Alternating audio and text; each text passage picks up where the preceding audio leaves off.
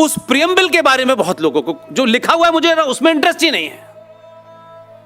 तो जब मैंने बात आपको बताई कि पहले पन्ने पर नंदी बना हुआ है, उसी में भगवान राम, मां सीता, लक्ष्मण सब उसमें बने हुए हैं, लेकिन यह काम हुआ कैसे?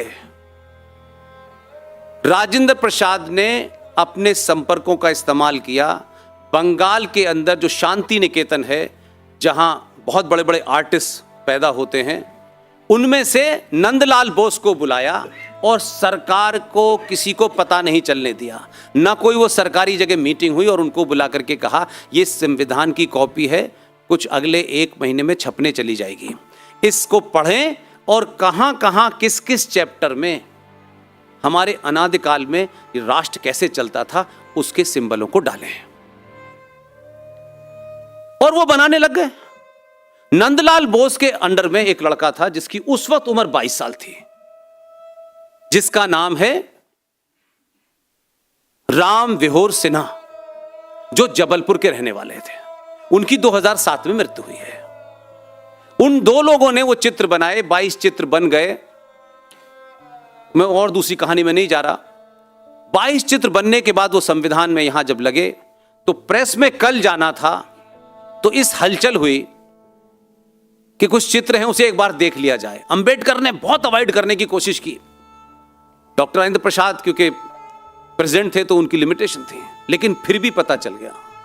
तो चचा ने उसमें क्या काम किया, उन 22 चित्रों में छत्रपति शिवाजी महाराज का भी चित्र है। क्योंकि अब इनका समझ में नहीं आता पंडित कहां बने थे। ये का पंडित जवाहरलाल नेहरू, तो उन्होंने उस चित्र के साथ में एक चित्र और जुड़वा दिया। वो वहीं दिल्ली में बनाना पड़ा, और एक में टीपू चिपका हुआ है और दूसरे में अकबर चिपका हुआ है। सिर्फ 22 चित्रों में 2 ही पेज ऐसे हैं जहां 2 चित्र बने हुए हैं। लेकिन मैं उस बात पे लाना चाहता हूं कि देखिए ऐसे भी लोग हैं, ऐसे भी योद्धा हैं कि 22 साल के लड़के से जब डॉक्टर राजेंद्र प्रसाद ने पूछा कि तुमने ये जो चित्र बनाए हैं, जिसमें 18 चित्र उनके थे, कहा कि तुम इसका मेहनताना ले लो, पैसा देना चाहते थे। अब आज के 22 साल के लड़के को देखिए और उस समय के 22 साल के लड़के को देखिए। मैं बार बार सोचता हूं कि उनके बेटे से मिला, वो जीवित हैं, अच्छे संपन्न लोग हैं। तो जब राजेंद्र प्रसाद ने कहा कि तुमने ये चित्र बनाए, इसका मेहनताना ले लो, तो उसने कहा वो नहीं लूंगा मैं, वो मुझे नहीं लेना। अब उसका विजन कहिए या कुछ भी कहिए, मैं जब आज उसको एनालिसिस करता हूं तो मुझे लगता है 22 साल के बच्चे ने क्या काम किया है। और फिर उस बच्चे ने डॉक्टर राजेंद्र प्रसाद से कहा कि इस संविधान में जहां जहां हर पेज पर वो ऐसे करके उसमें मेरा नाम लिख दीजिए। तो डॉक्टर राजेंद्र प्रसाद ने कहा इसमें क्या बात है, लेकिन उसका धैर्य देखिए, उसका विजन देखिए क्या रहा होगा। उसने कहा अच्छा मेरा किसी जगह मात्र नाम लिखिए, जो प्रियम्बल है, प्रियम्बल की जो लाइन चौकोर बनी हुई है, जो प्रोफाइल बना है, उसमें मेरा नाम मत लिखिए, सिर्फ मेरे नाम का पहला अक्षर राम लिख दीजिए।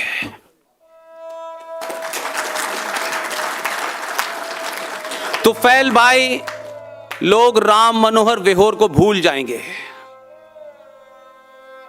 लेकिन इस आदमी ने उसी को लगा दिया है।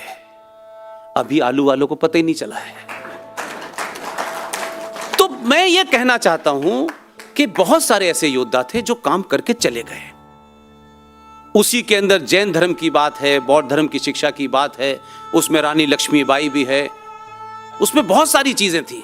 तो ये चित्रों के माध्यम से होता तो आपको पता चलता हम कौन हैं, और फिर 700 साल तक, आपके 600 साल तक ये जो ज्ञान व्यापी के अंदर जो बैठे हुए हैं उनका पता चल जाता कि ये असली है। तो हमको ऐसी बहुत सारी चीजों के बारे में जानकारी होनी चाहिए। अब वो विषय जो तत्कालिक है, जो मैंने अभी अपना कैंपेन का हिस्सा बनाया है,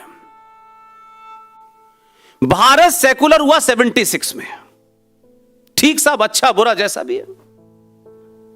अब अगर भारत सेकुलर हो गया तो इनका कहना यह है कि भारत के अंदर सब बराबर हैं, ये संविधान सबको एक से चांस देता है, किसी के साथ भेदभाव नहीं करता। हम एग्री कर रहे हैं, हम अंबेडकर की उस डिबेट को भी भूलने के लिए तैयार हैं जिसमें अंबेडकर ने बड़ा तार्किक और सांस्कृतिक उसमें अपना आर्गुमेंट रखा था। और इस घटिया शब्द को हमने मान भी लिया कि ये 76 में आ गया। तो जब भारत का संविधान सेकुलर है, जब सब बराबर हैं, तो इस संविधान के सब बराबर में फिर माइनॉरिटी मिनिस्ट्री क्यों है, फिर माइनॉरिटी कमीशन क्यों है, फिर सच्चर कमीशन क्यों है, फिर मुस्लिम एजुकेशन बोर्ड क्यों है, फिर वक्फ बोर्ड क्यों है?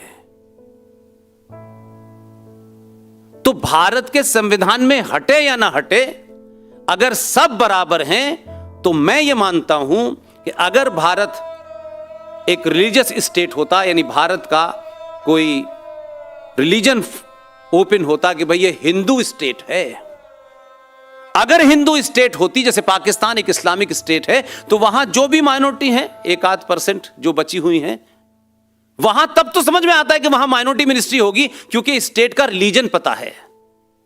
जब भारत का स्टेट का रिलीजन ही नहीं है, तो ये 8 प्रकल्प क्यों चलाए जा रहे हैं?